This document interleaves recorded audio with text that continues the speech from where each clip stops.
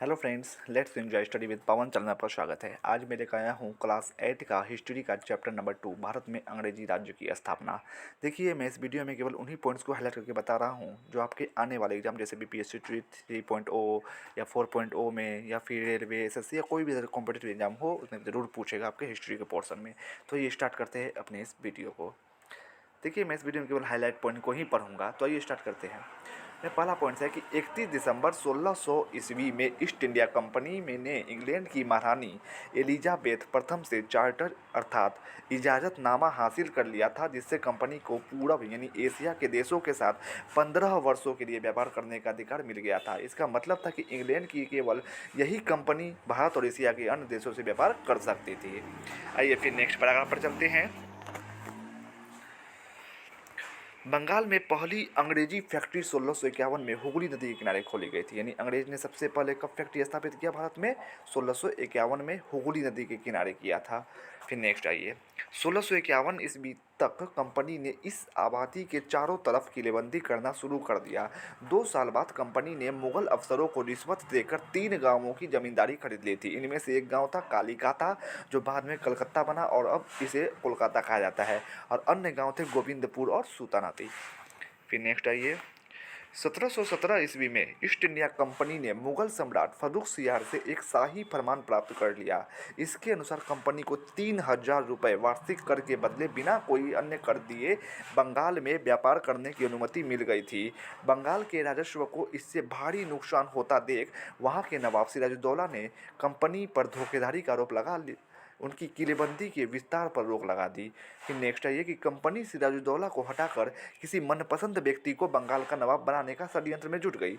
इसका पता चलते ही सिराजुद्दौला ने कंपनी के फैक्ट्री पर करीब 30,000 सैनिकों के साथ क्या किया? हमला बोल दिया। कंपनी की सेना का नेतृत्व रॉबर्ट क्लाइव कर रहा था। अंततः वह जो हमला किया वह जून 1757 में मुर्शिदाबाद के पास पलासी में हुए युद्ध में सिराजुद्दौला उसमें हार गया और वह मारा गया। फिर अंग्रेजों ने मीर जाफर को बंगाल का नवाब बना दिया। इसी लड़ाई के साथ जो है भारत में कंपनी की सत्ता की स्थापना की शुरुआत हुई। कई सारे एग्जामों में पूछा हुआ क्वेश्चन है कि भारत में कंपनी की सत्ता की स्थापना की शुरुआत जो है किस युद्ध से हुई थी? तो जून यानी 23 जून को हुआ था। 23 जून 1757 ईस्वी के प्लासी के युद्ध से शुरू हुआ था। आई फिर नेक्स्ट नीचे आइए, उसके दामाद, किसके दामाद? मीर जाफ़र के दामाद। तो मीर जाफ़र के दामाद मीर कासिम को 1760 में बंगाल का नवाब बना दिया। 1757 में बना कौन? मीर कासिम बना, मीर जाफ़र बना। फिर 3 साल रहा, फिर उसके बाद कौन बना दिया? 1760 में मीर जाफ़र के दामाद मीर कासिम को बना दिया।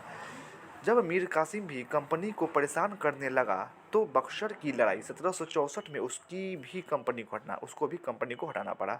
ठीक है, फिर नेक्स्ट आइए, बक्सर की लड़ाई के बाद कंपनी को बंगाल, बिहार और उड़ीसा की दीवानी मिल गई। कई सारे परीक्षाओं में ये भी पूछा हुआ क्वेश्चन है कि किस लड़ाई के बाद जो है अंग्रेजों का जो आधिपत्य था वो बंगाल, बिहार, उड़ीसा पर हो गया? तो वो बक्सर का युद्ध था 1764 में। इससे कंपनी को इन प्रदेशों से राजस्व वसूली का अधिकार मिल गया।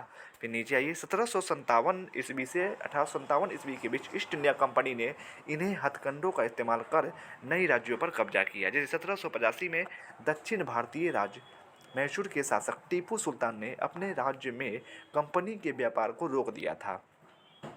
1767 से 69 में, 1780 से 84 में दूसरा आंग्ल मैसूर युद्ध, तीसरा 1790 से 92 में और चौथा 1799 में आंग्ल मैसूर युद्ध हुआ। टीपू की कंपनी के साथ आखिरी लड़ाई 1799 में श्रीरंगपट्टनम में हुई। इस लड़ाई में टीपू बहादुरी के साथ लड़ते हुए मारा गया। फिर अंग्रेजों ने मैसूर का शासन पुराने वोडियार राजवंश को सौंप दिया था।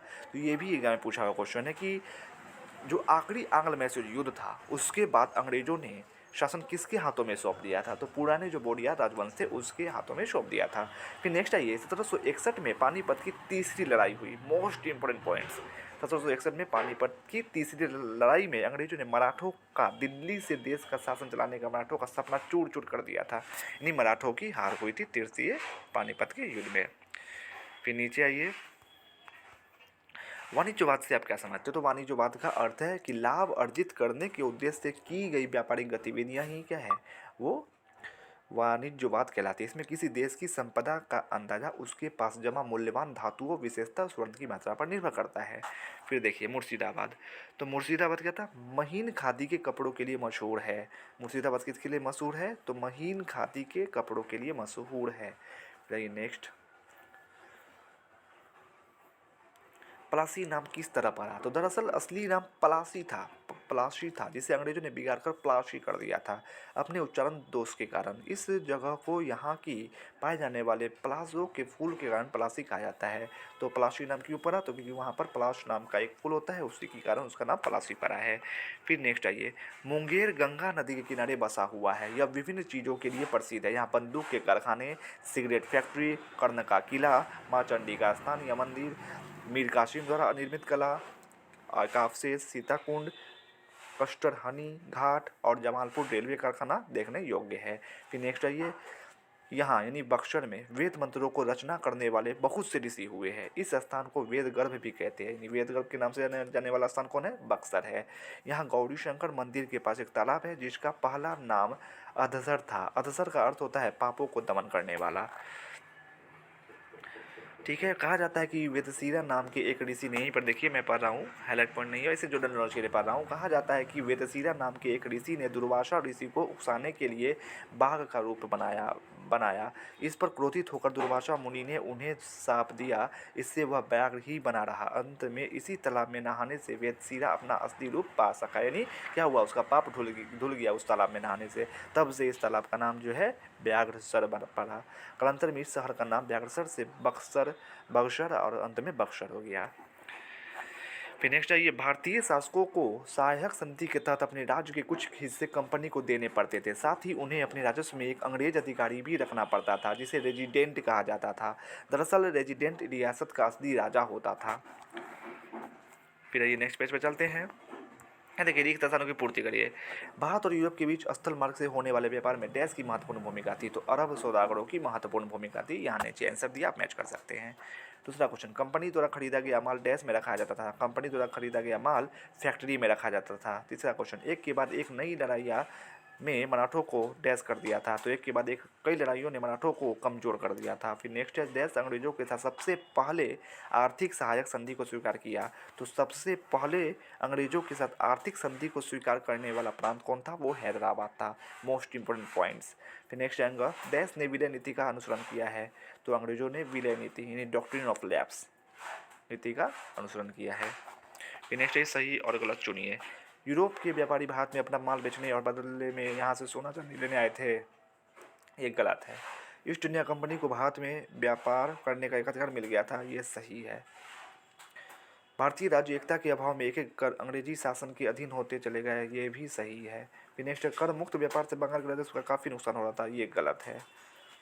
अंगा, कंपनी की सेना की जीत हुई क्योंकि उनके पास भारतीय सेनाओं से बेहतर तोपें और बंदूकें थी, ये भी बिल्कुल सही है। देखिए, 1765 में बंगाल सम्राट शाह आलम द्वितीय ने कंपनी को बंगाल प्रांत का दीवान नियुक्त कर दिया था। 1765 में मुगल सम्राट शाह आलम द्वितीय ने कंपनी को बंगाल प्रांत का दीवान नियुक्त कर दिया था। फिर नेक्स्ट पैराग्राफ पर चलते हैं।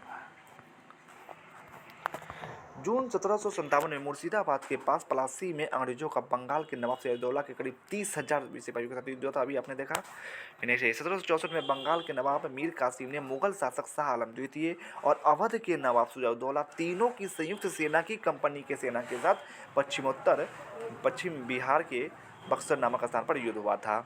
यानी 1764 में बक्सर का युद्ध किसके बीच हुआ, अंग्रेज अधिकारी और बंगाल के नवाब मीर कासिम, मुगल शासक शाह आलम द्वितीय और अवध के नवाब सिराजुद्दौला। तो वो अंग्रेज अधिकारी का क्या नाम था, वो आप लोग मुझे कमेंट्स में जरूर बताना आप लोग। फिर नेक्स्ट 1765 ईस्वी में सिराजुद्दौला और शाह आलम द्वितीय ने इलाहाबाद में कंपनी के अधिकारी रॉबर्ट क्लाइव के साथ समझौते पर हस्ताक्षर किए। फिर नेक्स्ट आइए, 1757 में पलासी के युद्ध में अंग्रेजों ने बंगाल के नवाब सिराजुद्दौला को मारकर मीर जाफर को बंगाल का नवाब बना दिया। मीर जाफर ने जब अंग्रेजों की नीति का विरोध किया तो कंपनी ने उसे भी हटाकर 1760 में उसके दामाद मीर कासिम को 1760 में बंगाल का नवाब बना दिया। मीर कासिम ने नवाब बनने की खुशी में कंपनी को बर्धमान, मिदनापुर तथा चटगांव जिले की जमींदारी सौंप दी थी। फिर नेक्स्ट है ये मुर्शिदाबाद पर कंपनी का दबाव बना रहता था। दूरदर्शी बहादुर मीर कासिम ने इस दबाव और नियंत्रण से बचने के लिए ही क्या किया था, अपनी राजधानी को वह मुर्शिदाबाद से हटाकर मुंगेर शिफ्ट कर दिया था। मुंगेर की उसने बड़ी सुंदर और मजबूत किलेबंदी की थी। नेक्स्ट पेज पे और करीब 40,000 सैनिकों की फौज तैयार की। अपने सैनिकों को युद्ध के नए तरीके सिखाने के लिए उसने यूरोपीय प्रशिक्षकों यानी फ्रांसीसियों को नियुक्त किया। इतना ही नहीं, उसने मुंगेर में बंदूकों और तोपों के कारखाने की भी स्थापना की। किसने? मीर जाफर के दामाद मीर कासिम ने।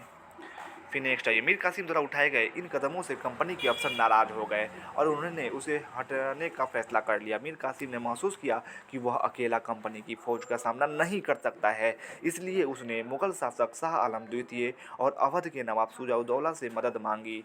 तीनों की संयुक्त सेना की कंपनी की सेना के साथ पश्चिम बिहार के बक्सर में इसीलिए क्या हुई थी, 1964 में युद्ध हुई थी।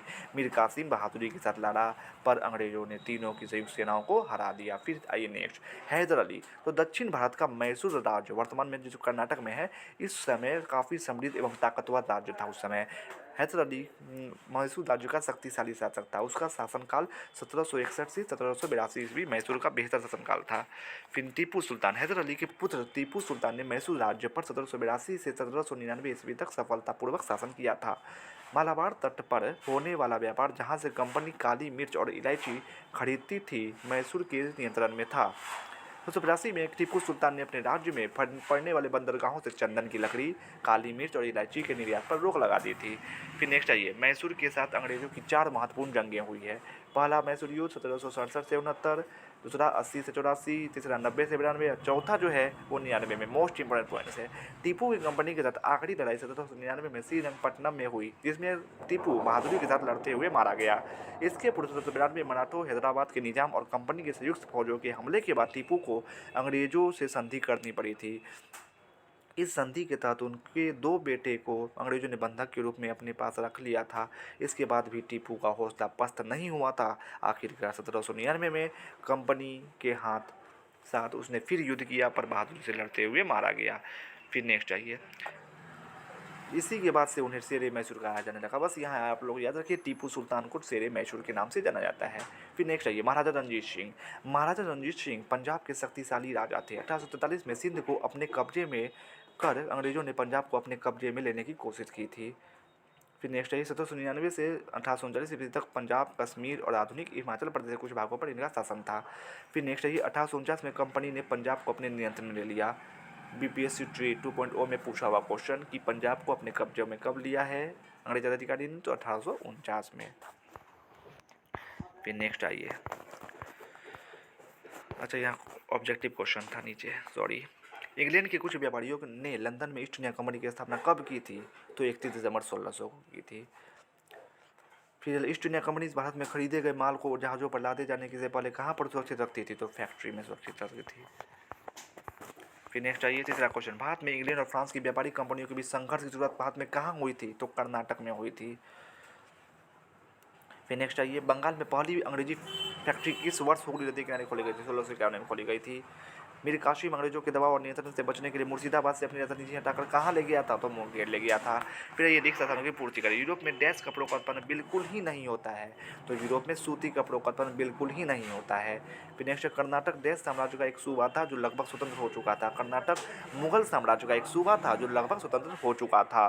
फिर सन 1750 के आसपास कर्नाटक में डैश का संघर्ष शुरू हुआ, जिसमें फ्रांस एवं अंग्रेज कंपनियां आमने सामने आ गई।